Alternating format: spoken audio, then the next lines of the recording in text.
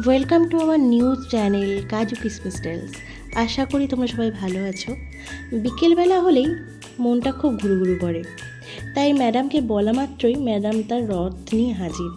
আর আমিও চট করে একটু রেডি হয়ে গেলাম। তো ম্যাডামকে জিজ্ঞেস করা যে আমরা কোথায় যাব। তো ম্যাডাম বললো, চল আজকে তোকে একটা নতুন জায়গায় নিয়ে যাব। তো কথা মতো রথে চেপে আমরা রওনা হলাম। ও মা, এইদিকে ম্যাডাম বলছে আমি নাকি নতুন জামা পরেছি, তাই উনিও বাড়ি গিয়ে চেঞ্জ করবেন। এইটা শুনে আমি হাসবো না কাঁদবো বুঝতে পারছিলাম না, কারণ আমার জামাটা 3 বছর পুরনো ছিল। তো কিছুটা রাস্তা যাওয়ার পর হঠাৎ বৃষ্টি শুরু হয়েছিল, তাই অগত্যা ম্যাডামের বাড়িতে আমাদের যেতেই হলো। আর এই যে দেখো, উনি আমাকে রাস্তায় একা নামিয়ে দিয়ে আগে আগে চলে যাচ্ছেন। বাড়িতে ঢোকার পর বৃষ্টি আর একটু জোরালো হয়েছিল। প্রায় আধা ঘন্টা কি 40 মিনিট পর বৃষ্টি থামলে আমরা বেরোলাম। আর এই যে এদিকে উনি সুযোগ পেয়ে ড্রেসটা চেঞ্জ করে নিয়েছেন। ড্রেস চেঞ্জ করে তো ম্যাডাম ভীষণ খুশি, হাসি তো দেখো, মুখে হাসি আর ধরছে না। তো এবার ওই নতুন জায়গায় যাব বলে রওনা হলাম। রাস্তায় যেতে যেতে উনি হঠাৎ মিষ্টির দোকান থেকে গাড়িটি স্লো করলেন। কি না, উনি আমাকে আমার প্রিয় অমৃতি খাওয়াবে, কিন্তু দুর্ভাগ্যবশত দোকানে সেই আইটেমটি সেদিন অ্যাভেলেবেল ছিল না। এবার আসি কোথায় যাচ্ছি আমরা। এবার আসল জায়গাটায় যাব।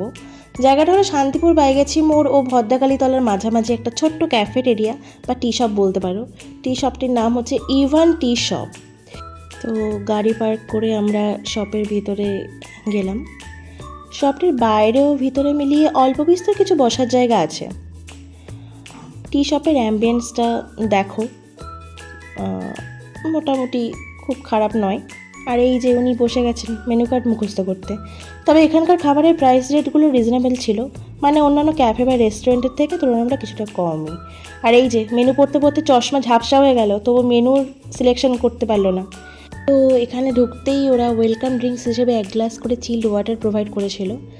যেহেতু নতুন ওপেন হয়েছিল টি শপটা, তাই স্টার্টার আইটেমে খুব বেশি ভেরিয়েশন ছিল না। এর মধ্যেই হালকা বিস্তর কিছু অর্ডার করলাম আমরা।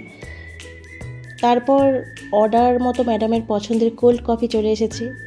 এর দাম অন্যান্য ক্যাফের তুলনায় প্রায় 25 থেকে 30 টাকা কম হবে। কফির টেস্টটা অন্যান্য জায়গার সাথে প্রায় সিমিলারই লাগছিল, মানে ঠিকঠাক হবে। তো এইটা ট্রাই করার পর আমরা আরও দুটো আইটেম অর্ডার করেছিলাম। চিকেন স্ন্যাকি বল, যেটা 1 প্লেটে 5 পিস ছিল, ও অন্য আইটেমটা 2 পিস অর্ডার করেছিলাম। চিকেন স্ন্যাকি বলগুলো প্রপার চিকেন বলের মতো ছিল না, কিছুটা মিনি চিকেন পকোড়া লাগছিল। আর টেস্ট অ্যাভারেজ ছিল, মানে খুব খারাপও না আবার খুব ভালোও না। আর অন্য আইটেমটার নামটা আমার ঠিক মনে নেই, ওটা আমি প্রথমবার ট্রাই করলাম, কিন্তু এই আইটেমটা আগের আইটেমের তুলনায় বেটার ছিল, মানে মোটামুটি ভালো লাগলো আমার। তো আবারও বলবো, এই রেস্টুরেন্টের খাবারের প্রাইসটা কিন্তু যথেষ্ট রিজনেবল।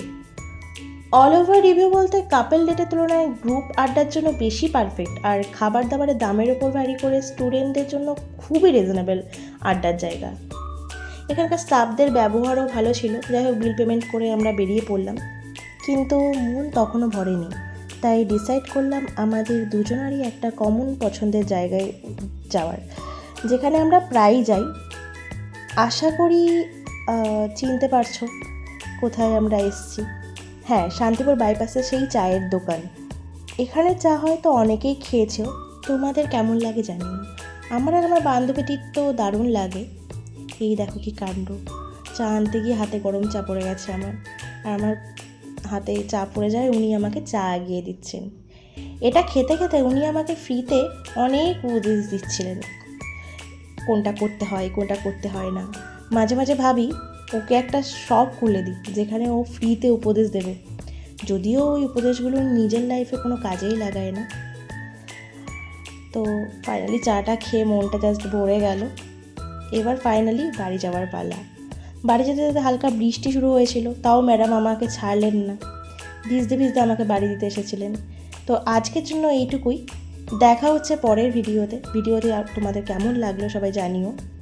তো সি ইউ সুন, বাই।